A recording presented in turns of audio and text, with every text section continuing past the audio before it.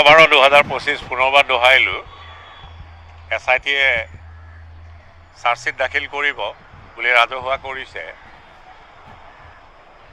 আৰু তাৰিখটো 12/12/2025। আপুনি সুধিলে চাৰ্জশ্বিটখনত কাৰ কাৰ নাম থাকিব, কি কি সমল সন্নিৱিষ্ট হৈ থাকিব। সেই প্ৰশ্নটোৰ উত্তৰ মই দিয়াৰ পৰা বিৰত থাকিলোঁ, কাৰণ চাৰ্জশ্বিটত কি থাকিব সেই বিষয়ে আজিৰ তাৰিখত মই অৱগত নহয়। সেই প্ৰশ্নটো আপুনি আৰক্ষীক সোধক, SITক সোধক। নিশ্চিতভাৱে SITয়ে আগতীয়াকৈ আপোনালোকক অৱগত কৰিব পাৰে, চতুৰ্থ স্তম্ভলৈ সন্মান জনায়। দ্বিতীয় প্ৰশ্ন আপুনি সুধিলে যে কালি যেতিয়া চাৰ্জশ্বিট দাখিল কৰিব তেতিয়া চাৰ্টিফাইড কপিৰ বাবে কোনে কোনে আবেদন কৰিব পাৰিব।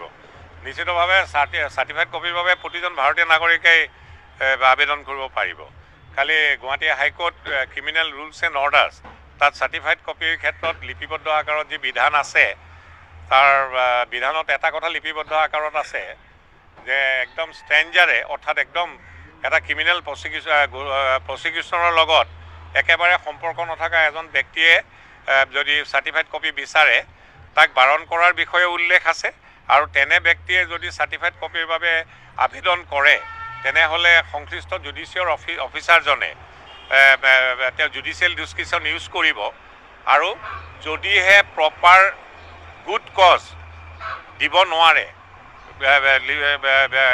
শব্দ যিদৰে ব্যৱহাৰ কৰিছে হাইকোৰ্ট ক্ৰিমিনেল ৰুলছ এণ্ড অৰ্ডাৰ্ছত, শব্দখিনি এনেকুৱা ধৰণৰ, সেই জুডিচিয়েল অফিচাৰজনে এজন ষ্ট্ৰেঞ্জাৰে যদি ক্ৰিমিনেল প্ৰচিকিউশ্যনটোৰ লগত কোনো সম্পৰ্ক নথকা এজন ব্যক্তিয়ে যদি চাৰ্টিফাইড কপিৰ বাবে এপ্লাই কৰে তাক বাৰণ কৰিব, যদিহে তেওঁ গুড কজ দেখাব নোৱাৰে।